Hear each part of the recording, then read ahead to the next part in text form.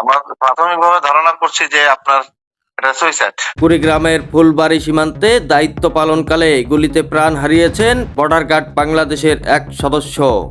হ্যাঁ সুপ্রিয় দর্শক, ঠিকই শুনেছেন, লালমনিরহাট ব্যাটালিয়নের অধীন ওই বিজিবি সদস্যের মৃত্যু নিয়ে চলছে তদন্ত। নিহত বিজিবি সদস্যের নাম মোহাম্মদ নাসিমউদ্দিন। তিনি লালমনিরহাট 15 বিজিবি ব্যাটালিয়নের অধীন গঙ্গারহাট বিউপি ক্যাম্পে কর্মরত ছিলেন। বৃহস্পতিবার গভীর রাতে নিয়মিত টহল ডিউটির প্রস্তুতির সময় ক্যাম্প এলাকার ভেতরেই গুলিবিদ্ধ হন তিনি। গুলির শব্দ শুনেই সহকর্মীরা দ্রুত তাকে উদ্ধার করে ফুলবাড়ী উপজেলা স্বাস্থ্য কমপ্লেক্সে নিয়ে গেলে সেখানকার কর্তব্যরত চিকিৎসক তাকে মৃত ঘোষণা করেন। পরে পুলিশ ঘটনাস্থল থেকে মরদেহ উদ্ধার করে এবং ময়নাতদন্তের জন্য কুড়িগ্রাম সদর হাসপাতালের মর্গে পাঠায়। এই বিষয়ে বিজিবি কর্তৃপক্ষ সাংবাদিকদের জানায়, প্রাথমিকভাবে এটি আত্মহত্যা বলে ধারণা করা হচ্ছে। নিহত সদস্যের পারিবারিক বিভিন্ন বিষয় নিয়ে মানসিক চাপে ছিলেন বলেও ইতিমধ্যে জানা গিয়েছে।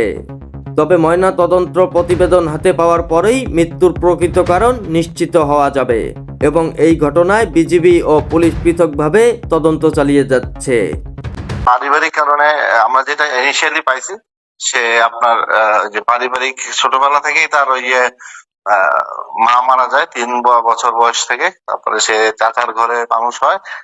তার বাবা চারটা সম্প্রতি সময় আরেকটা বিয়ে করেছে 2 মাস আগে। তো এটা নিয়ে সে একটু বিষণ্ণতায় ছিল। ইভেন সে 5 দিন আগেও 5 দিনের ছুটি, এই জরুরি ছুটিতে গিয়েছিল, 2 দিন আগে জয়েন করেছিল। তো আমরা প্রাথমিকভাবে ধারণা করছি যে আপনার এটা সুইসাইড।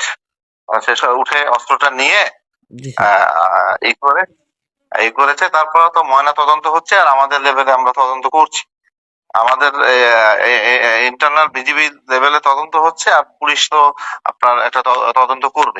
AI রাজীব, খবর, লালমনিরহাট।